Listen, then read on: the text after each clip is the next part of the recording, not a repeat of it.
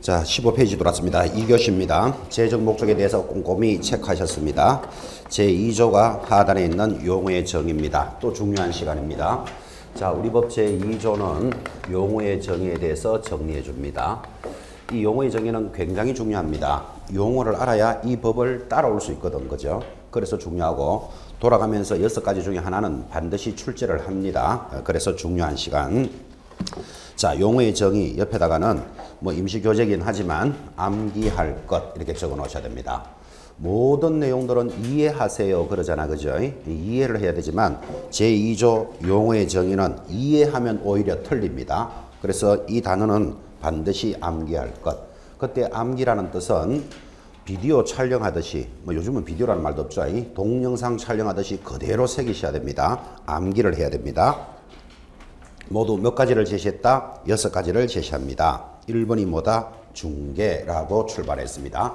지금까지 공부해 오신 여러분들은 지금 중개라는 용어의 정의를 출발하는데 공부했던 내용들 중에서 뭐가 중요하다라 이런 느낌이 다 와닿아야 됩니다. 지금쯤. 안 닿았다. 그럼 지금부터라도 닿아도 되겠죠.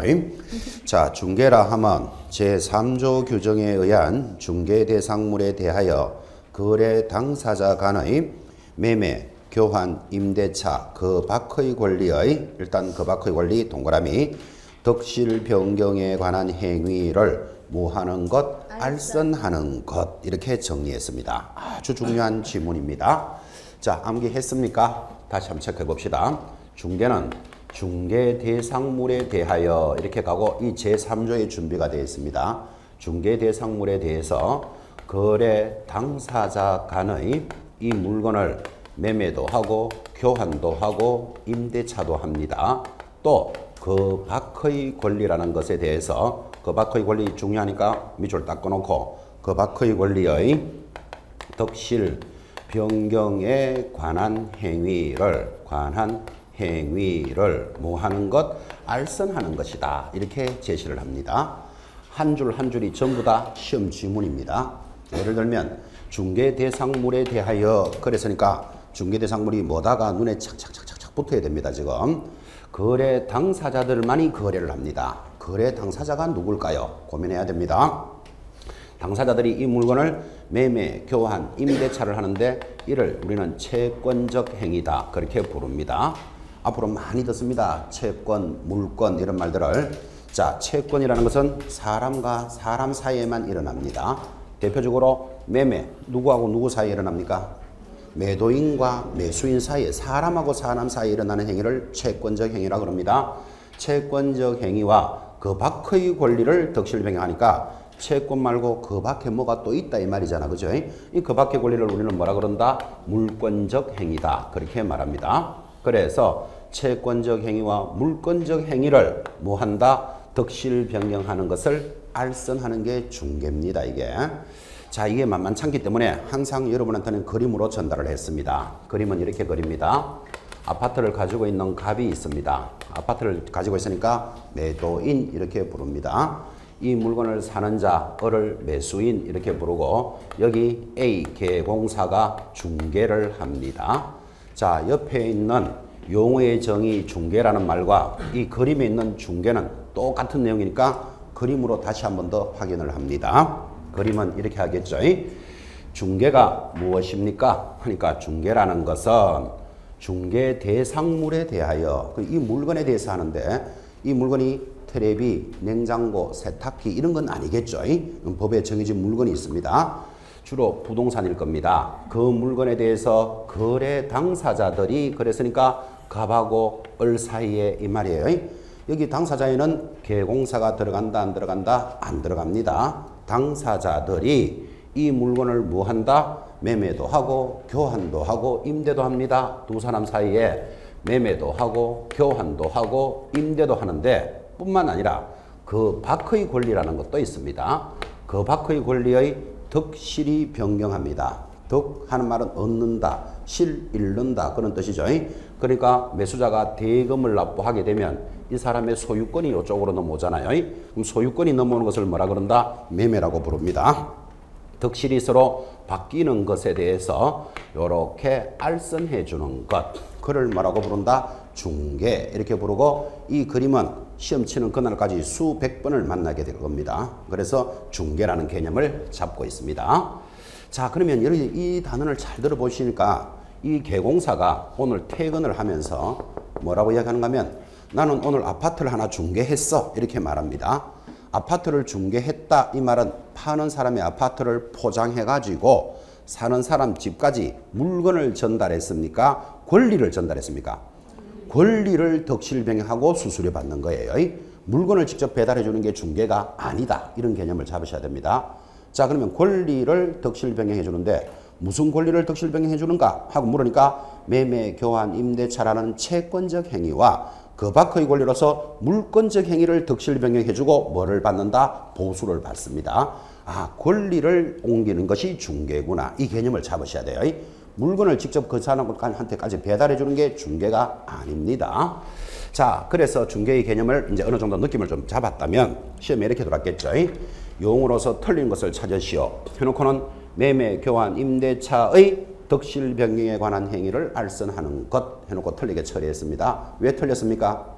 그 밖의 권리가 빠졌잖아요. 이 그 밖의 권리를 빠지더라도 말은 매끄럽게 넘어간다니까요. 그런데 이걸 빠졌는데도 맞다 해버리면 그럼 물권적 행위는 덕실병행을 못한다는 표현이 된다고. 그래서 빠지면 틀립니다. 지금 이해를 하면 그렇게 되지만 여러분들이 이해하지 마라 그랬잖아요. 있어야 될 단어가 그대로 있어야 된다. 이렇게 접근하는 게 암기하는 거예요. 또는 이런 덕실병행에 관한 행위를 알선을 업으로 하는 것을 말한다. 쓸데없는 것 갖다 붙어도 틀려요. 암기 있는 내용하고 조금이라도 다르잖아 지금 이게. 그죠? 그래서 이 단어는 뭐 해야 된다? 암기해 놓으셔야 된다. 그죠? 자, 여기다가 매매, 교환, 임대차라는 채권적 행위와 그 밖의 권리의 모든 물권적 행위를 덕실병행한다 하면 틀린다. 이것도 잡으셔야 된다고. 모든 물건이 되는 것이 아니고 물건 중에서도 되는 것도 있고 안 되는 것도 있습니다. 그러니까 대비를 딱 해놓으셔야 돼. 이렇게 들어오면 틀린다. 그죠? 모든 물건적 행위를 덕실병행하면 틀립니다. 자, 그러니까 또 천상 이것도 짚어봐야 된다고. 그러면 물건이 뭐길래 되는 것도 있고 안 되는 것도 있느냐 이렇게 구분을 한번 해봐야 될 필요가 생겼는데 물건이라는 말은 사람이 물건을 지배하는 권리를 물권 그럽니다. 물건이 뭐라고요? 사람이 물건을 지배하는 권리입니다. 자, 물건을 지배하는 권리들이 여러 가지가 있는데 물건이 뭘까요? 여러분 민법에서는 물건에 대해서도 공부합니다. 사실은. 물건이 뭘까요? 하면 여러분 가지고 있는 게 다 물건이잖아요. 안경, 볼펜, 책상, 걸상, 신발, 모자 전부 다 물건이잖아. 그죠? 그런 물건을 지배하는 권리를 물권 그럽니다. 아, 근데 물건이 너무 많으니까 그중에서 하나 볼펜만 딱 들고 이야기합시다. 볼펜이라는 물건에 대해서 여러분들은 무슨 권리가 있다? 지금 볼펜을 들고 있습니까? 들고 있으니까 점유권이 있다. 이렇게 말합니다. 여러분들은 볼펜에 대해서 들고 있으니까 점유권도 있지만 내 거니까 소유권도 있습니다. 그래서 물건에 대한 권리는 항상 어디서부터 출발한다? 점유권과 소유권에서부터 출발하니까 이것을 본래의 권리, 본권이다 이렇게 부릅니다. 일본말로는 혼또 이렇게 부릅니다. 혼또. 그지? 물건에 대한 본래의 권리, 혼또가 되는 권리가 뭐다? 점유권과 소유권에서부터 출발하는 거예요. 자, 그런데 여러분들은 볼펜을 지금 쥐고도 있지만 내 거다. 그러면 점유권과 소유권은 같이 가는 거잖아 지금. 그죠? 그런데 오늘 볼펜을 안 가지고 오면 옆 사람에게 볼펜을 하나 빌려주세요. 그럴 수 있죠. 빌려줄까요? 안 빌려줄까요? 빌려줍니다. 왜 빌려줄까요? 가진 게 볼펜밖에 없잖아 지금. 그치?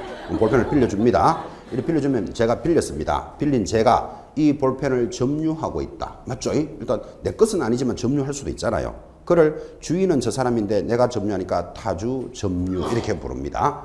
근데 보통 자기 물건을 자기가 점유하는 경우가 많죠. 그를 자주 점유 그럽니다.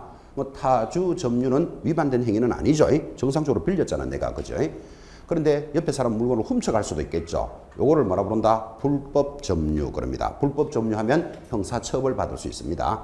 자, 지금은 뭐 불법이다 아니다가 중요한 게 아니고 점유권과 소유권은 같이 있을 수도 있고 이꼴일 수도 있고 아닐 수도 있구나. 그 정도는 이해하셔야 되고 지금 이거를 우리가 이야기하고 싶은 것은 모든 물건 하면 틀리니까 물건 중에서 중개를 할 수 있는 것도 있고 없는 것도 있던데 그러면 점유권은 안 된다. 이거를 이야기하려고 온 겁니다. 왜 점유권은 중개할 수 없을까요? 하고 물으면 아까 대표적으로 볼펜이라는 물건을 잡았잖아요. 그죠? 볼펜은 동산이다, 부동산이다. 동산이잖아요. 그러니까 부동산 업자가 될 여러분들은 동산과 친한 권리를 중개하지 않습니다. 그래서 여러분들은 동산업자가 된다, 부동산업자가 된다. 부동산업자가 될 사람들은 동산과 친한 권리는 중개하지 않습니다. 그래서 점유권은 안 되는데 소유권은 중개할 수 있습니다. 뭘 보면 아는가 하면 이 물건에 대해서 매매, 교환, 임대차 할 수 있다 그랬죠. 매매를 하게 되면 무슨 권리가 옮겨온다? 소유권이 옮겨오잖아. 그죠? 그래서 소유권은 중개의 대상이 된다라는 것을 알 수 있습니다. 자, 이 두 가지만 보더라도 모든 물건을 덕실 변경한다 하면 X다. 이거는 이해하셨다. 그죠? 그 다음 모든 권리들은 소유권에서부터 파생이 됩니다. 그래서 앞으로 여러분들은 배우셨겠지만 소유권이라는 말이 들어가면 저절로 기억해야 되는 말이 사용할 수 있고 수익할 수 있고 처분할 수 있는 힘이 있을 때만 소유권이라는 말을 붙입니다. 이를 소유권의 3권능, 세 가지 권리 능력이다 이렇게 부릅니다. 자, 지금 소유권이라는 것을 공부하신 분이 저절로 사용, 수익, 처분이 안 나타나는 사람은 열심히 공부하셔야 됩니다. 소유권 하면 저절로 뭐가 보인다? 사용할 수 있고 수익할 수 있고 처분할 수 있는 권능이 있어야 한다. 이런 뜻이죠. 얼마나 강조하고 싶으면 그죠? 술 취한 아저씨가 앞에 지나가면서 이럽니다. 나는 마누라를 소유하고 있는데 마누라가 도망가서 찾아러 간다 하고 갑니다. 술 취한 아저씨가. 그러면 뒤에 따라가는 여러분들은 번역을 어떻게 해야 된다? 마누라를 사용할 수도 있고 수익할 수도 있고 처분할 수도 있는데 도망갔으니까 이제 찾아러 간다. 이런 표현이거든. 그죠? 그 들으면서 처분할 수 있을까? 이렇게 한번 고민해 봐야 됩니다. 그래서 결론은 마누라는 소유할 수 있다 없다? 없다. 모른다지 뭘 없다요. 사용하고 수익하고 처분할 수 있으면 소유하는 거고 오히려 처분당할 가능성이 좀 더 높겠죠. 어쨌든 나는 소유한다 하면 세 가지를 다 가지고 있는 거라. 사용, 수익, 처분이 가능한 권리. 앞으로 소유권 딱 들으면 사용, 수익, 처분이 저절로 붙어 있어야 됩니다. 유행가라든지 동시에, 시에, 그죠? 나는 그대를 소유하고 싶소 라는 글이 지나가면 소유 줄 닦아놓고 밑에 뭐 적어놔야 된다? 그대를 사용하고 수익하고 처분하고 싶소. 이렇게 연결돼야 된다. 이 말이에요. 자, 그러니까 소유권에서 모든 권리가 출발하는데 타인의 물건이지만 사용하고 수익만 할 수 있는 게 있어요. 그걸 뭐라 부른다? 용익 물건이다. 이렇게 부릅니다. 그러면 타인의 물건이지만 사용하고 수익만 할 수 있는 권리, 전세권, 지상권, 지역권이라는 권리가 있는데 요것들은 모두 다 중개할 수 있다. 그러니까 시험 지문에서 용익 물건은 중개의 대상이 된다 하고 들으면 맞다. 딱 기억하셔야 되고 이 소유권에서 발생되는 처분할 수 있는 권능을 물건에서는 담보 물건이다. 이렇게 부릅니다. 처분할 수 있는 권능을 뭐라고요? 담보 물건이다. 이렇게 부른다니까요. 예를 들면 여러분이 아파트를 담보 잡고 국민은행에 5천만 원을 빌렸다. 이런 말 들어봤습니까? 자, 그럼 아파트를 담보 잡고 5천만 원을 빌렸는데 돈을 안 갚아주면 국민은행이 어떻게 하지요? 그 물건을 경매 처분하잖아, 봐요. 담보 물건은 무슨 힘이 있다? 처분할 능력이 있다고. 그죠? 그래서 처분할 권능을 담보 물건인데 여기에는 유치권, 질권, 저당권이라는 권리가 있는데 우리 판례가 저당권은 중개할 수 있다라고 동그라미를 딱 쳐주더라고요. 이게 작년에 출제 문제이기도 하고 결국은 나타났다. 유치권 중개할 수 없다. 질권도 중개할 수는 없다. 그러니까 모든 물건을 중개한다 하면 털린다. 됐습니까? 그래서 가능한 물건에 대해서만 덕실 변경에 관한 것을 알선할 수 있다. 해서 이제 물건도 가볍게 확인을 하고 있습니다. 자, 이렇게 들어오니까 여러분이 출제위원이라도 이런 거 안 묻고 싶습니까? 1, 2, 3, 4, 5 이렇게 5개 던져놓고 다음 중 중개의 대상이 되지 않는 것은 답이 몇 번? 4번. 이런 거 잡아낼 준비를 딱 하는 거예요. 이런 거 막 돌아가서 막 빨리 돌려가면서 공부하는 거 아니죠? 느낌을 탁 잡으시면서 모든 물건을 덕실 변경하는 것은 아니다. 자, 그리고는 여러분 민법에서 이 물권법에서만 모두 몇 개가 나온다? 14문제 정도가 나와요. 그러니까 이 권리들은 하나하나를 민법에서 다 공부하시는 거예요. 그런데 오늘 도움을 드리기 위해서 이 중에서 지역권 하나를 설명하면서 지역권이 왜 중개를 할 수 있는가? 이거를 이해한다면 다른 것도 다 중개 대상이 되는 걸 이해하겠죠. 그래서 지역권을 설명한다 이 말이에요. 크게 필기하지 말고 잘 듣습니다. 민법 과목이기도 하니까. 지역권 할 때 지가 딱 들어가면 타인의 토지를 이용하는 권리입니다. 토지를 어떻게 이용하는데 하니까 그림으로 보면 여기에 길이 있습니다. 자, 길이 있고 땅의 모양이 이렇게 생겼습니다. 여기는 A가 가지고 있는 땅, 여기는 B가 가지고 있는 땅인데 여러분 땅의 모양을 딱 보니까 B는 A를 지나지 않으면 길에 나갈 수가 없다. 그죠? 그래서 B가 A 보고 뭐라고 이야기하는가 하면 길 좀 내주세요 그럽니다. 그래서 이 땅을 뭐라 부른다? 요역지. 그래서 누가 길을 내달라는 걸 잘 보라고요. 그 요역지라는 말은 편리를 보는 토지를 요역지 그럽니다.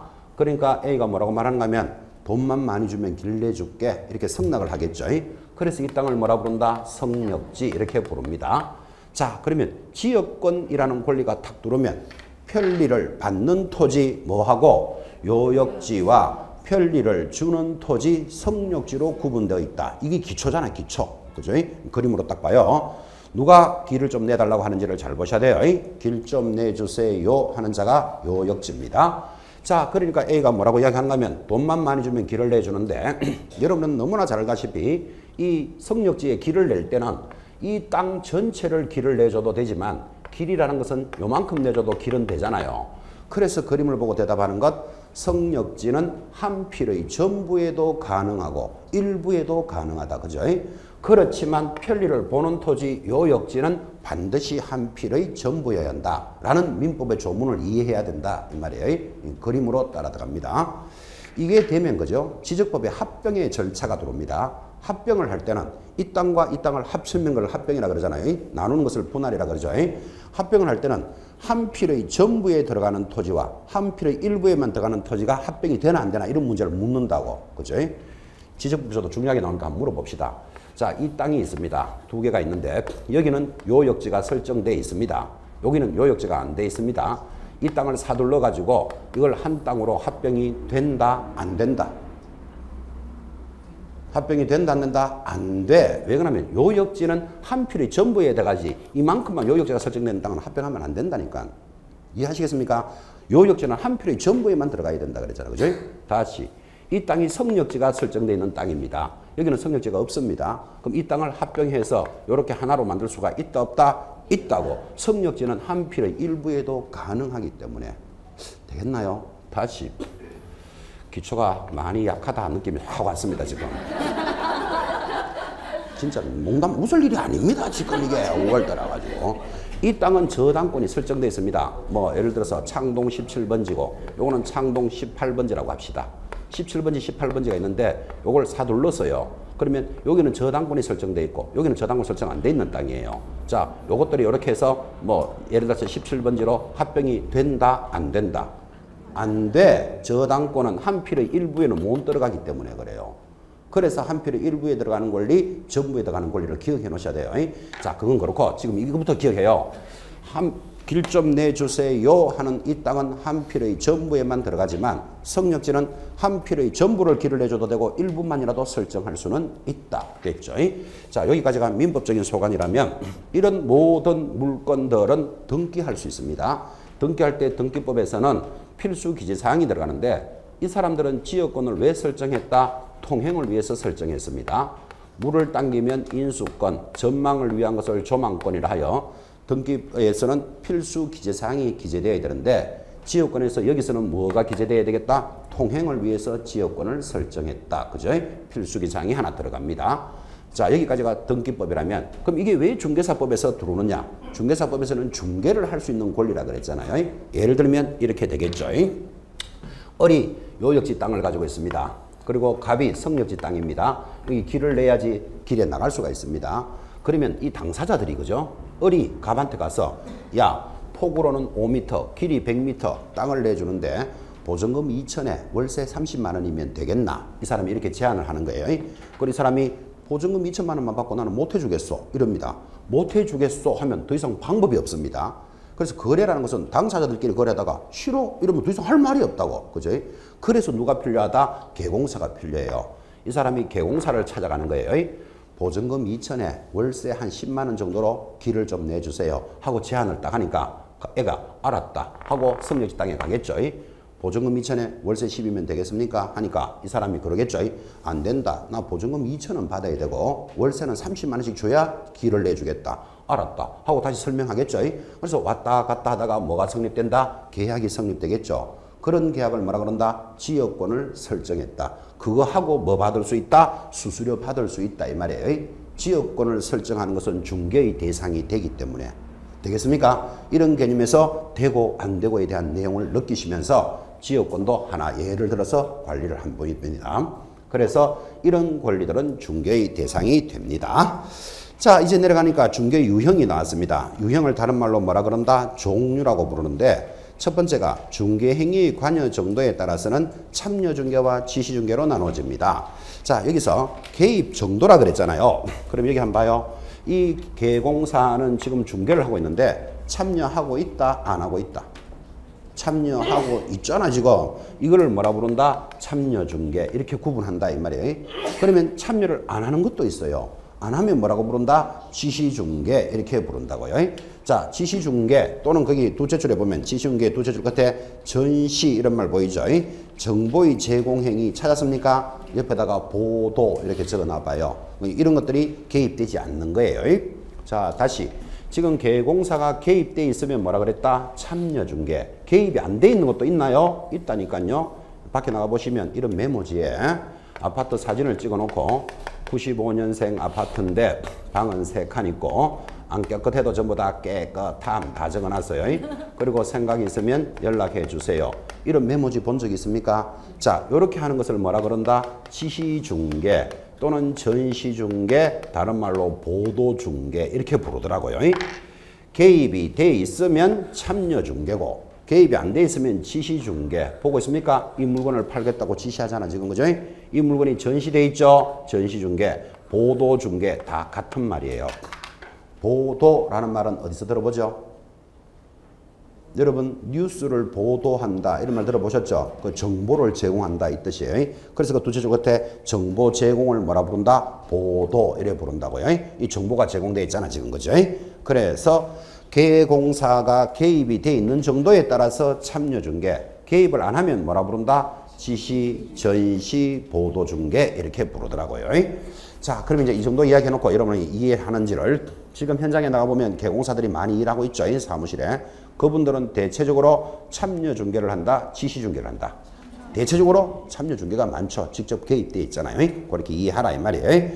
중개행위의 대상에 따라서 민사중개와 상사중개로 구분하는데 여기 어렵습니다. 그런데 민사중개는 동그라미를 딱 해놓고 그 옆에 보면 상행위 외의 일반 사인들 간의 법률 행위를 중개하는 거다 하고 갈로 열고 부동산 중개 적으시기 바랍니다.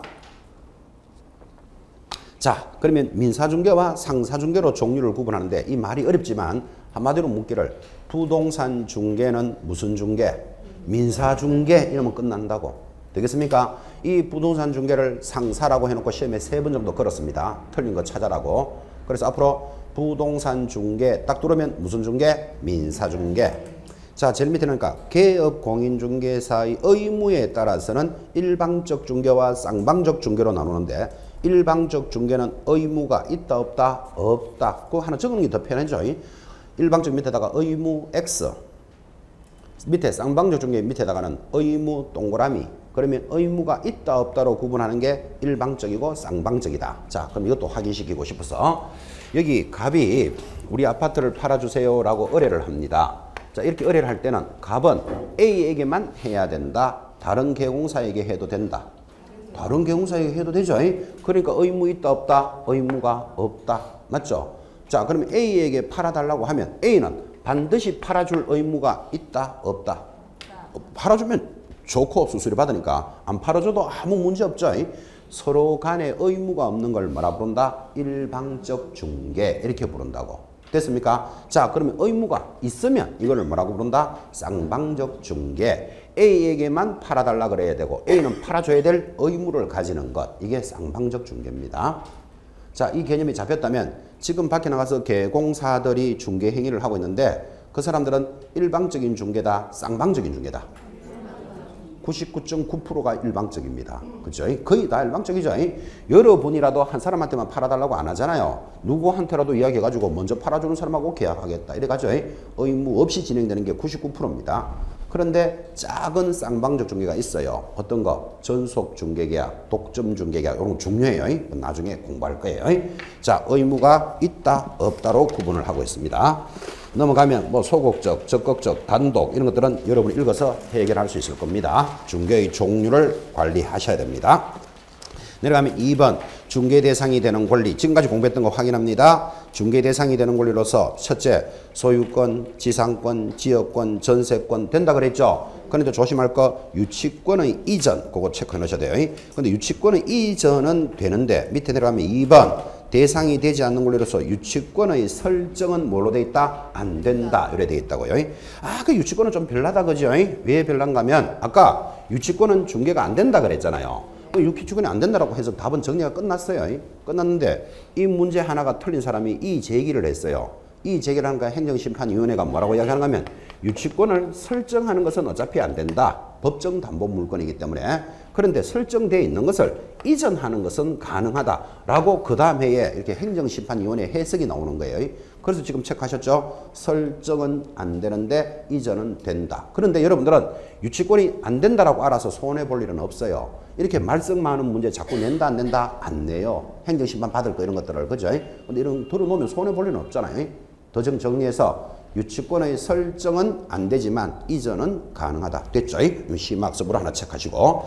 이제 3번 내려가면 중개행위와 구별되는 개념이다. 하여 이제 민법상 개념인데 첫째 대리의 동그라미 중요하니까 2번 위임의 동그라미 오른쪽 가면 3번 도급 밑줄 긋고 4번 고용 밑줄 긋고 5번 현상 광고도 밑줄을 딱 긋습니다. 자, 지금 동그라미하고 줄을 끄는데 이 단원이 뭔가 하면 지금 우리가 중개라는 정의를 공부하고 있잖아요. 근데 이 중개와 다른 개념하고 구별을 해야 되는데 이 다른 개념이라는 게 민법에서 제시하는 5가지예요. 대리, 위임, 고용, 도급, 현상 광고라는 것이 있는데 민법하고 개념 중에서 공통점은 뭐냐, 차이점은 뭐냐, 지금 이거를 진행하는데 지금 이 단어는 기본적으로 민법에 대한 소양이 있는 사람이 따라와야 이게 말이 되죠. 그래서 이 5가지 중에서 1번, 2번 대리와 위임은 동그라미 했죠. 이거는 한에는 대리 나오고 한에는 위임이 나오기 때문에 이 2가지는 무조건 기억해 놓으셔야 되고 오른쪽에 있는 도급, 고용, 현상 광고는 이제 천천히 시간을 가면서 맞춰갑니다. 중요한 단원입니다. 자, 지금 우리가 공부하고 있는 중개하고 민법에서 말하는 대리하고의 공통점과 차이점은 뭐냐? 지금 이래 돌았단 말이에요. 자, 지금 우리가 공부하고 있는 중개를 공부하고 계시죠? 개혁공사가 중개를 하고 있는데 이 중개와 대리라는 것의 공통점, 차이점이 뭐냐? 이렇게 물으면 공통점은 계약의 체결을 보조한다 라는 점에서는 공통점이에요. 볼까요? 1번 대리는 본인을 위해서 자신이 직접 계약의 당사자로서 법률 행위를 하고 효과는 본인에게 기속이 되나 중개는 당사자 간에 개입하여 법률 행위가 성립되도록 보조하는 사실 행위를 한다는 점에서는 구별한다. 구별하는 점을 적어줬는데 공통점은 뭐다? 계약의 체결을 보조한다. 이게 공통점이다. 그런 뜻이에요. 자, 공통점이 맞는가 확인합시다. 지금 지금 여기 중개하고 있죠? 중개하고 있는 이 그림을 딱 보시면서 당사자 간의 계약 체결을 도와주고 있죠. 그래서 중개는 계약의 체결을 보조한다. 이 뜻이에요. 대리도 그렇나요? 마찬가지. 자, 갑이 아파트를 팔아주세요 하고 오면 우리는 뭐라 그런다? 본인이 왔다. 이렇게 말합니다. 근데 본인이 올 수도 있지만 갑의 처가 와서 처가 남편 이름으로 돼 있는 아파트를 팔아주세요. 그럴 수도 있죠. 처를 뭐라 부른다? 대리인 이렇게 부릅니다. 이 관계를 대리 그럽니다. 자, 그래서 대리권에는 3사람이 돌아다니죠. 첫째 대리인이 하나 있고 본인이 있고 법률 행위를 하는 자를 뭐라 그런다? 상대방 이렇게 불러요. 그래서 대리에는 몇 사람이 움직인다? 3사람이 돌아가요. 자, 그러면 대리도 보면 대리도 본인의 계약 체결을 도와주고 있다는 점에서 동의하시죠. 그래서 이것의 공통점은 계약의 체결을 보조한다 하는 점은 둘 다 공통점이라고. 차이점이 뭔데? 하니까 지금 읽었지만 중개를 한 효과는 누구에게 돌아간다? 자, 보다시피 개공사가 중개를 하면 자기 집을 팔았다, 당사자들의 집을 팔았다. 당사자들이 집을 사고 파는 거잖아요. 그래서 그 효과는 거래 당사자에게 돌아가고, 그런데 대리에서 가장 중요한 것, 대리를 한 효과는 누구에게 돌아간다? 처의 집을 팔았다, 본인의 집을 팔았다. 본인의 집을 팔죠, 그죠? 그래서 대리의 효과는 누구에게 있고 본인에게 있고, 얼마나 중요한 말입니다. 그리고 이 대리를 우리는 교재에서 보니까 법률행위라고 취하는 것에 비해서 중개는 뭐라 부른다? 사실행위다. 이게 차이점이다 라고 적어준 거예요, 교재는.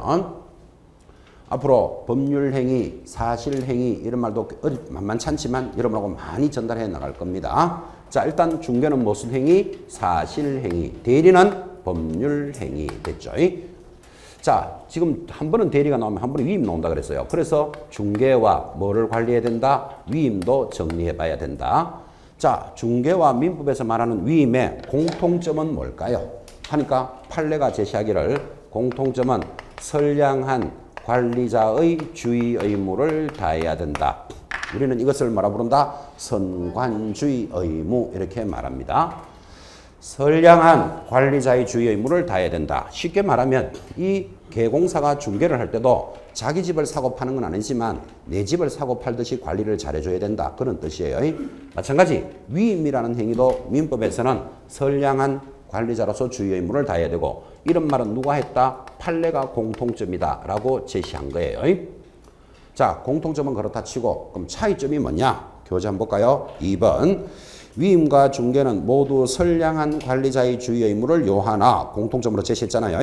위임은 신뢰관계를 기초로 하여 특별한 약정이 없으면 수임인은 보수를 청구하지 못하는 무상의 원칙이지만, 중개는 신뢰를 기초로 하지 않을 뿐만 아니라 유상으로 행해진다는 점에서 구별해야 되겠다. 이렇게 제시해줬습니다. 정리하면, 자, 중개는 뭐라고요? 신뢰관계를 기초로 하지 않으니까 이것은 유상의 원칙이고 이렇게 말했습니다. 그런데 위임은 신뢰관계를 기초로 하니까 요거는 무상의 원칙이다. 이렇게 정리를 했다. 그 뜻이에요. 아, 그런데 그죠? 이게 차이점을 딱 보면 정반대로 되어 있기 때문에 조심하셔야 됩니다. 이게 지금 시험 지문에서 막 흘러 들어가면 그놈이 그놈이고 저놈이 저놈 같습니다. 왜 그런가 한번 봐봐요.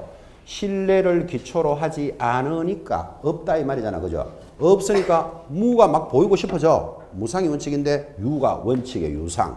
다시 신뢰를 기초로 하고 있으니까 유 하고 싶은데 여기는 뭐다? 유상의 원칙이에요. 여기 정반대로 연결되어 있어요. 이거는 의식을 딱 해놔야 돼. 안 그러면 지문에서 찾아 들어가면 비슷하게 보인다니까요. 그놈이 그놈이고 저놈이 저놈이고 그녀가 그녀같이 보인다니까 지금 이게. 그죠? 그래서 정반대로 구성이 되는구나 하는 의식을 하고 보고 계셔야 된다고요. 자, 이것도 만약 암기만 한다. 그럼 좀 부담스러우니까 이게 이런 말이 왜 나오는지를 이해를 좀 한번 해봅시다. 이해는 이렇게 합니다. 지금 여기 A가 중개를 하고 있죠. 자, 중개를 하고 있는데 이 매도인, 매수인을 원래부터 잘 알까요? 모를까요? 잘 모르는 사람이 대다수죠. 물론 뭐 아는 사람 집을 사고 팔 수도 있지만 봐요. 중개는 신뢰를 기초로 하지 않잖아. 그죠? 그러니까 그 중개를 하고 난 뒤에는 뭐를 받는다? 보수 수수료를 받아요. 그래서 유상의 원칙이다. 지금 이렇게 들어간 거예요. 그러면 위임은 정반대다. 그렇게 기억하면 되는데 위임도 좀 더 잘 설명하고 싶어서 또 이렇게 예를 들어 줍니다. 우리 실제 사회에서 위임이라는 말은 어디서 만납니까? 위임이라는 말 들어보셨죠? 뭐 누군가의 뭐를 맡길 때 위임한다 그러잖아요. 그걸 예를 들면 집에 아저씨가 바쁘게 나가면서 이럽니다. 부인에게, 집사람에게 나 오늘 바쁘니까 당신이 나 대신에 인감을 좀 떼놓으시오. 이렇게 합니다. 우린 그걸 보고 뭐라 한다? 위임했다 그러잖아요. 그러면 부인이 알았어 하고 동사무소로 가겠죠. 알았어 하는 사람도 있고 알았다 이런 사람도 있긴 있습니다. 그래서 알았다 하고 주민자치센터 가서 남편 인감을 떼러 왔습니다. 그러면 그 동사무소에서 제일 먼저 뭐를 확인할까요? 어떤 사이십니까? 이거부터 묻습니다. 위임을 하려면 뭐가 있어야 되니까? 신뢰가 있어야 되기 때문에 어떤 사이십니까? 이렇게 물으면 뭐라고 대답한다? 가족입니다. 뭐 남편입니다. 그러겠죠. 말로만 한다? 확인한다. 확인합니다. 주민등록증 등을 가지고. 그래서 위임장을 거기서 만들어서 인감을 대신 떼줍니다.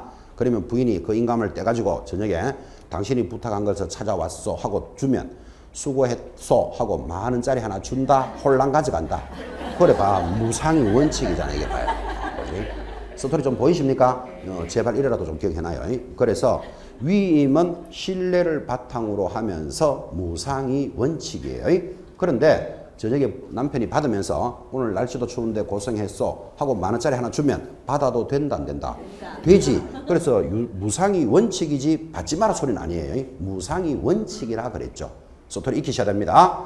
자, 그림을 보면서 중개는 신뢰를 바탕으로 하지 않고 중개를 하면 수수료를 받으니까 유상이 원칙이에요.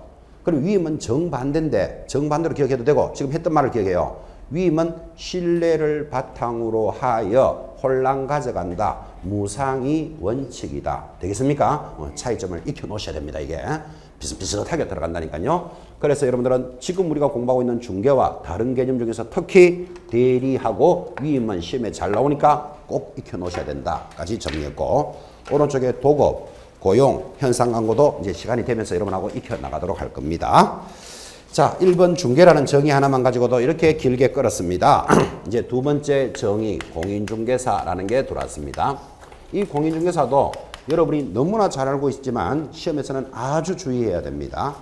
여러분하고는 제가 워낙 강조를 많이 했으니까 이제 어느 정도 따라오는데, 일반적으로 그죠? 잘못 배웠거나 또는 공부를 잘 안 하는 사람한테 공인중개사가 뭡니까? 이렇게 물으면 90% 대답이 뭔지 아십니까? 시험에 합격한 자를 말한다.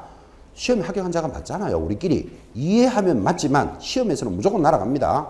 법에서 뭐라고 되어 있습니까? 공인중개사는 이 법에 의한 공인중개사 자격을 무하는 자다. 취득한 자. 이랬지 누가 합격한 자 그랬는데, 그죠? 시험용어로 딱 잡으셔야 됩니다. 자격을 취득한 자. 이를 뭐라 부른다? 공인중개사라고 부릅니다. 자, 주의하라 그랬습니다. 공인중개사는 뭐라고요? 자격을 취득한 자다. 이때 취득이라는 말이 참 중요하죠. 이 공인중개사는 자격을 취득한 자인데 얼마나 자주 나오는지, 자격을 취득하고 중개업을 영위하는 자를 말한다. OX. X입니다. X. 그런 말 없잖아. 지금 암기하라 그랬잖아요. 지금. 그죠? 또는 공인중개사는 자격을 취득하고 중개사무소에 취업한 자를 말한다. 웃긴다. 취업한 자가 여기 어디 있는데 여기 지금. 그죠? 시험에 합격한 자를 말한다. 이런 소리라고 쓰면 틀려요. 그러니까 여러분들은 아니 합격한 자도 공인중개사 맞잖아요. 이렇게 할 수 있는데 지금 이 자리에도 있지만 작년에 1차 시험에 합격해서 이제 이번에 2차만 준비하는 수험생이 있습니다. 이 자리에 있습니다.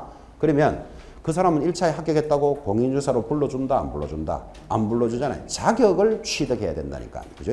용어의 정의는 아주 과학적으로 만들어져 있습니다. 여러분들이 그냥 막 막연히 이렇게 이해하면 100% 걸려든다 이 말이에요. 지금. 그죠? 자격을 취득한 자. 정확하게 기억하셔야 됩니다. 세 번째 정의, 중개업이라는 정의입니다. 자, 용어의 정의로서는 1번에 중개가 제일 많이 나왔고 그 다음에 중개업이 제일 많이 나왔습니다. 중개업의 정의는 뭘까요? 자, 여러분들도 그런 말 하잖아요. 나 나중에 중개업 할 거야.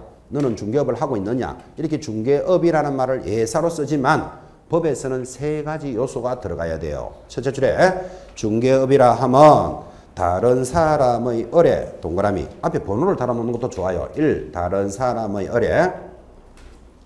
2번. 일정한 보수를 받고. 3번. 중개를 업으로 하는 것. 이를 용어의 정의로 잡았습니다.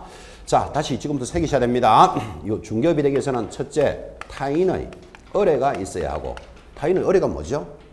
하나 사주세요, 팔아주세요가 있어야 되고. 두 번째, 보수를 반드시 받고. 세 번째, 중개를 뭐 하는 것? 업으로 하는 것. 이를 뭐라 부른다? 중개업. 이렇게 말합니다. 22회 때입니다. 이제 원래 26개가 3년 지났죠. 그때 시험이 어떻게 나가냐면 다음 용어로서 틀리는 것을 찾으시오. 중개업이란 타인의 의뢰에 의하여 중개를 업으로 하는 것을 말한다. 이렇게 나왔어요. OX. X. 뭐 때문에? 보수가 빠졌잖아. 그지? 지금 여러분들이 이 공부를 하면서는 보수 빠지면 틀렸지. 이렇게 따라오겠지만 시험지상에 그게 흘러가는 걸 한번 봐봐요. 얼마나 매끄럽게 흘러들어가는지. 그죠? 슬렁슬렁 공부하면 못 찾아냅니다. 그래서 암기해놔야 된다니까. 중개업은 세 가지 요소가 있어야 한다. 암기라는 말은 세 가지를 찾아라 그랬지 쓸데없이 갖다 붙이면 안 돼요. 중개업은 중개사무소를 갖추고 타인의 의뢰 보수를 받고 중개를 업으로 하는 것. OX. X입니다. X. 그런데 이해하는 사람들은 중개사무소를 갖춰놓고 타인의 의뢰를 받아서 하는 거 당연히 중개업이 맞지. 이래 따라 들어간다니까 이게. 그치? 요소에 사무소는 들어간다 안 들어간다? 안 들어갑니다. 다시 오늘 신호 등 들으셨죠? 신고제, 허가제, 등록제. 이러면서 자 중개사무소 등록을 하고 타인의 의뢰에서 보수를 받고 중개를 업으로 하는 것을 중개업이라고 한다. OX. X입니다. X. 등록이라는 조건이 있다 없다? 없어요. 등록하지 않아도 세 가지 조건이 맞으면 중개업이 되는 거예요. 자, 암기라는 말은 그대로 비디오 찍듯이 사진 찍듯이 촬영하라 그랬잖아. 그죠? 쓸데없는 거 갖다 붙여도 틀립니다. 이런 거 붙여 들어오면 그냥 막 따라 붙습니다. 여러분들은. 왜 그러면 중개사무소를 갖추고 타인의 의뢰에서 보수를 받고 중개를 업으로 하는 것 틀린 데를 못 찾아낸다고. 그래서 세 가지 요소를 잡아낼 것. 자, 그때 중개를 업으로 하는 것 그랬잖아요. 그때 중개가 뭘까요? 중개를 업으로 하는 것. 중개가 뭘까요? 먹이는 1시간 내도록 했는데 지금. 중개라는 것은 이거 했잖아요. 중개 대상물에 대하여 당사자 간의 매매, 교환, 임대차, 그 바코의 권리의 덕실병에 관한 행위를 알선하는 것을 뭐 하는 것? 업으로 하는 것. 그래서 여러분들이 중개업에 대한 정의가 제일 어렵게 나올 때는 저 내용이 그대로 탁 갖다 붙습니다. 되겠죠? 중개를 저것들을 업으로 하는 거예요. 자, 그럼 여기서 또 연결되는 거. 타인의 의뢰 일정한 보수를 받고 모든 물건적 행위를 대상으로 업을 하는 것이다. X인 줄 아시겠습니까? 벌써 저기서 틀리가 돌아줘라 지금. 느낌 오죠? 그래서 지금 배우고 있는 중개가 따로 놀지 않는다는 걸 기억해 놓으셔야 돼요. 저것들을 업으로 하는 거예요. 됐죠? 여기까지도 마음의 준비를 딱 해놓으시고. 자, 그런데 이제 우리 유권 해석에서는 업이라는 말을 하려면 세 가지 요소를 요구합니다. 업이 되려면 반드시 어떻게 된다? 불특정 다수를 대상으로 그 행위가 계속적이고 반복적이면서 뭐를 영리성을 가지고 있을 때만 업이 되더라고요. 그래서 중개를 업으로 한다 할 때 업은 불특정 다수를 대상으로 계속적이고 반복적이면서 영리성을 요구하더라. 세 가지가 들어가야만 중개업이 됩니다. 업. 됐죠? 그래서 이 업이 되는 걸 이해하려고 이런 말 했잖아요. 여러분 식당업을 한다. 이런 말 들어봤나요? 저 사람 식당업을 한다. 그럼 식당업을 할 때는 불특정 다수를 대상으로 밥을 팔죠. 정해진 사람한테만 파는 건 아니잖아요. 그 다음에 그걸 한 번 팝니까? 계속적입니까? 계속적이고 밥 팔고 나면 돈 받죠. 영리성을 가지고 있으니까 식당업을 하는 거예요. 이 조건이 맞기 때문에. 근데 가정주부가 집에서 계속적이고 반복적으로 밥을 풉니다. 계속적이고 반복적으로 누구를 대상으로 한다? 가족만 대상으로 하잖아. 그러니까 특정인만 대상으로 하니까 가정주부가 집에서 계속적이고 반복적으로 푸더라도 식당업 한다 소리 안 한다고. 그 다음에 그 계속적이고 반복적이면서 불특정 다수도 아니지만 밥을 다 푸고는 이쁜 딸은 1,000원만 내고 미운 아바이 5,000원 내라. 이런 말이 있다 없다? 없잖아. 영리성도 없잖아. 그죠? 그러니까 가정주부가 집에서 계속적이고 반복적으로 밥을 푸더라도 식당업을 한다는 소리를 안 한다고.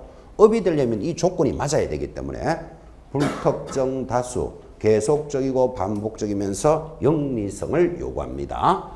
네 번째 용어의 정의. 중개업 교재에 있는 것도 잘 읽어 놓으셔야 돼요.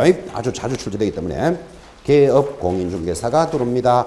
자, 개공사 아까도 많이 강조했는데 네 번째 정의로서 개업공사는 원래 이름이 바뀌어 들어왔기 때문에 특히 조심해야 된다고요. 개공사를 줄여서 뭐라 부른다?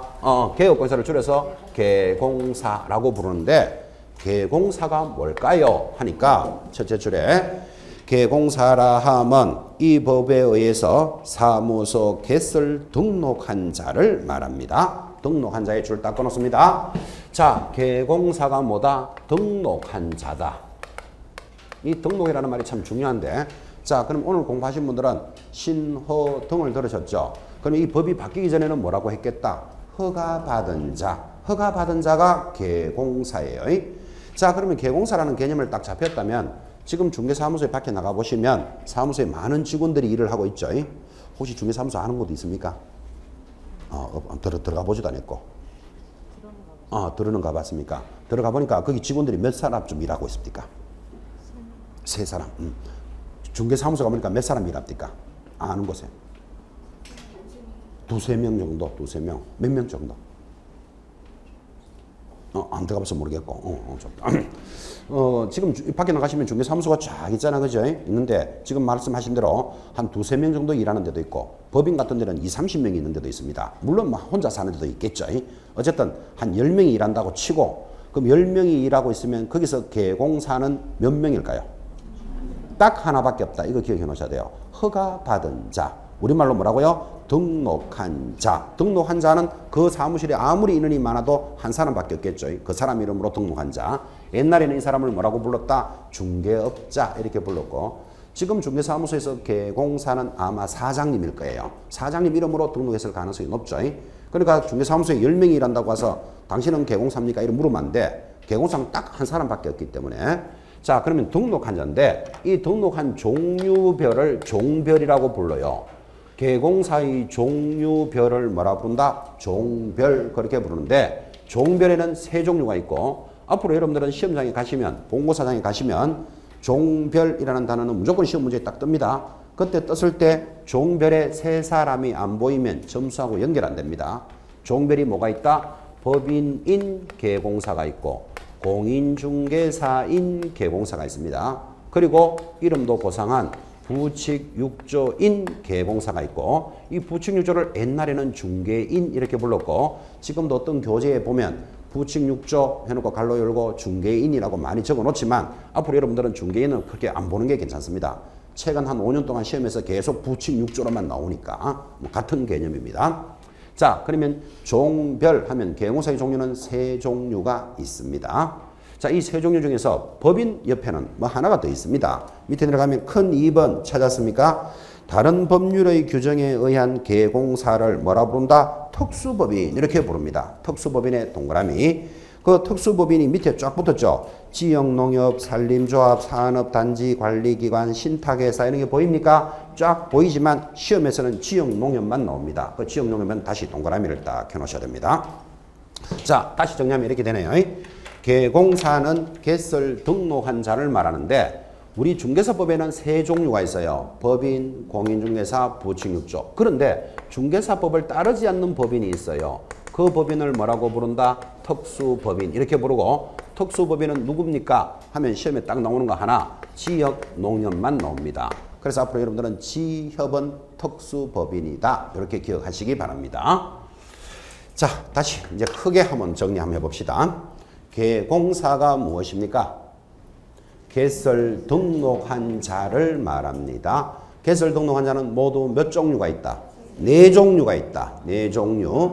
공인중개사법에 따라서 몇 종류가 있다? 3종류가 있고 공인중개사법을 따르지 않는 다른 법률에 따르는 것을 뭐라 부른다? 특수법인이라는 것도 하나 있다. 그렇게 구분합니다. 개공사는 모두 몇 종류? 4종류. 우리 중개사법을 따르는 것은 몇 종류? 3종류. 그럼 중개사법을 안 따르는 걸 뭐라 부른다? 특수한 법인. 특수한 법인에서 하나 기억할 거 뭐? 지역농협만 내용을 보라 이 말이에요. 시험은 지역농협만 나오니까. 그죠? 개공사의 종류까지 보셨습니다. 자, 이제 내려가면 5번째 소속 공인중개사가 들어옵니다. 아주 중요한 단원이죠. 자, 5번째 소속 공인중개사가 있는데 요걸 또 우리는 줄여서 보통 소공사다 뭐 이렇게 이야기하기도 합니다. 자, 소속 공인사는 뭘까요? 하고 물으면 첫째 줄에 이렇게 나가죠. 소속 공인중개사라 하면 개공사에 소속된 공인중개사로서 갈로 열고 줄 것입니다. 법인의 사원 임원 줄 거 놓고 로서 공인중개사인 자를 포함한다. 포함의 동그라미 하고 중개 업무를 수행하거나 수행 동그라미 개공사의 업무를 보조하는 자를 말합니다. 보조도 동그라미. 자, 지금 체크했던 내용들 빠지면 무조건 틀립니다. 소공사는 뭐라고요? 사원 임원을 포함하여 포함 체크해 놓으시고 밑에 제외하고 시험에 나온 바 있습니다. 제외하면 틀려요. 그럼 반드시 암기돼야 된다 그랬잖아요. 포함하여 업무를 수행도 하고 뭐 하는 자다? 보조하는 자를 말합니다. 소공사는 사원 임원을 포함하여 수행도 하고 보조하는 자다. 자, 이때 사원 임원이라는 말이 지금부터 출발하는데 내내 강조했지만 앞으로 여러분들은 사원 이 말은 이꼴 임원이다. 이렇게 딱 정리되어 있어야 됩니다. 사원은 임원인데 사원을 직원으로 생각하는 순간 한 문제 날아갑니다. 그러니까 사원 하면 저절로 뭐를 기억한다? 임원 이렇게 딱 잡으셔야 돼요. 그러면 차라리 그죠? 이 사원이라는 말이 없으면 여러분 알아듣기 좋아요. 법인의 임원 중에서 자격증이 있는 사람을 포함하니까 법인의 임원 중에 자격증이 있으면 그 사람도 뭐라 부른다? 소공사로 불러준다고. 됐죠? 근데 이거를 직원으로 해석하는 순간 한 문제 탁 날아갑니다. 그러면 사원은 무조건 뭐다? 임원. 딱 이렇게 연결해놔야 돼요. 사원이 어려워요, 이 말이. 주식회사에서는 임원이라고 불러요. 근데 유한책임, 무한책임회사, 합자회사, 한명회사는 책임사원, 무한책임사원 이래 불러요. 임원을. 그러니까 여러분들은 임원이라는 개념은 어느 정도 쏙 와닿는데 사원이 들어오면 갑자기 직원으로 쏙 흘러가는 순간 한 문제 날아갑니다. 그래서 계속해서 기억할 것. 사원, 임원은 딱 붙어 다녀요. 항상 보면. 사원은 뭐다? 임원하고 같기 때문에. 직원이 아닙니다. 직원. 자, 그래서 사원, 임원을 포함하여 업무를 수행도 하고 보조하는데 수행이라는 말은 문서를 작성하는 것을 수행이라고 부릅니다. 수행이 뭐라고요? 문서를 작성하는 거다. 그죠? 자, 수행은 문서를 작성하는 건데 중개사무소에서 문서라는 문서는 어떤 게 있을까요? 그렇지. 정확하게 거래계약서, 확인설명서 두 가지가 있어요. 이 문서를 작성하는 것을 수행한다. 이렇게 부르는 거예요. 자, 그러면 여러분들은 이런 문제도 만나겠죠. 소공사는 거래계약서를 작성할 수도 있다. OX. 그게 문서를 작성하는 거잖아요. 되겠습니까? 문서를 작성합니다. 다시 자기가 문서를 작성하면 이건 내가 작성했다는 표시가 있어야 되잖아. 그죠? 그래서 소공사는 인장을 등록해야 된다. OX. 다 파생되는 내용들이잖아. 그죠? 문서를 작성한다. 이거 기억해 놓으셔야 됩니다. 자, 이 5번이 6번 때문에 중요합니다. 6번이 뭐다? 중개보조원이라는 정의가 들어오는데 거기 페이지가 좀 넘어가서 안 됐지만 앞으로 여러분들은 소공사와 중개보조원을 합쳐서 고용인이라고 나오는 말도 기억해 놓으셔야 돼요. 요것만 기억해도 한 문제 해결됩니다. 소공사와 중개보조원을 합쳐서 뭐라 부른다고요? 고용인. 고용인이라는 말만 잡혀도 한 문제가 해결된다. 지금 그래 이야기했단 말이에요. 자, 그러면 중개보조원은 뭘까요? 하니까 중개보조원은 이 법에서 이렇게 정했습니다. 공인중개사가 아닌 자로서 이게 제일 중요한 말입니다. 반드시 공인중개사가 아니라는 말이 붙어 있어야 됩니다. 아닌 자에 동그라미 딱 해놓고 중개 대상물에 대한 현장 안내 및 일반 서무 등 개공사의 중개 업무와 관련된 밑줄 긋습니다. 단순한 업무를 보조하는 자다. 단순한 업무를 보조할 때 보조의 동그라미. 자, 다시 암기하시라 그랬죠. 중개보조원 하고 들어오면 뭐를 기억해놔야 된다. 공인중개사가 아니면서 이 말 빠지면 틀립니다. 공인중개사가 아니면서 단순한 업무를 무하는 자다. 보조하는 자를 중개보조원이라 부릅니다. 자, 그래 놓고는 묻기를 단순한 업무가 뭘까요? 단순한 업무가 뭘까요? 하니까 커피 끓이고 창문 열고 전화 받고 밀대 들고 청소하는 사람 그런 소리 하고 있으면 안 돼요. 현장 단순한 업무는 현장 안내 및 일반 서무 등 단순한 업무를 보조합니다. 그 현장 안내하는 것을 단순한 업무라 보는 거죠. 자, 그러니까 이제 이런 문제를 걸겠죠. 중개보조원은 현장을 안내할 수 있다. OX. 그게 단순한 업무니까. 되겠습니까? 그런데 오버해가지고 현장을 안내하고 그것에 대한 확인 설명서를 작성할 수 있다. 이래 들어가면 X예요. 작성이 들어가려면 뭐가 들어가야 된다? 수행이 들어가야 된다고. 그래서 이게 덤으로 중요해졌다. 이 말이에요. 자, 단순한 업무를 보조한다 할 때 보조라는 말은 결국은 뭐다? 문서를 작성할 수는 없다. 이 말하고도 연결해야 된다. 그죠? 자, 문서를 작성할 수 없는데 지금 현장에 나가보면 이 중개보조원 등이 자기가 작성한 계약서의 문서를 거래계약서를 작성하는 경우가 있습니까? 없습니까? 보기보다 많습니다. 근데 문서를 작성할 수 없다 지금 배웠잖아요. 근데 작성을 하게 되면 우리는 그를 보고 뭐라 부른다? 위반했다. 이렇게 부르겠죠. 위반하면 1년 징역 1,000만 원 벌금의 사유입니다. 이거 아주 현실적으로 시험에 잘 나옵니다. 자, 거래계약서를 작성할 수 없다는데 그 거래계약서 작성 한번 했다고 왜 1년에 1,000만 원에 처합니까? 하면 양도되어 자격증을 빌려서 하는 걸로 봅니다. 아주 현장에서 많이 점검되니까 이 개념도 잘 체크하셔야 됩니다. 자, 오늘 내내 수업이 그렇게 진행되고 있지만 이 요약 강의는 최소한의 이 정도 내용은 익히셔야 됩니다. 이겁니다. 늦게 시작한 분들은 이것만이라도 알고 시험장에 가야 된다 해서 요약이 출발되고 있으니까 이 정도의 내용은 익히시고, 뭐 너무 요약집을 강조하다 보니까 좀 그런 문제도 없지 않아 있지만 그래도 수험 생활에서 제일 중요한 건 기본서입니다. 여러분들이 기본서도 항상 손에서 떼면 안 됩니다. 자, 2조까지 마쳤습니다. 잠깐 쉬었다가 하단에 할 수 있는 물건에 대해서 정리할 겁니다.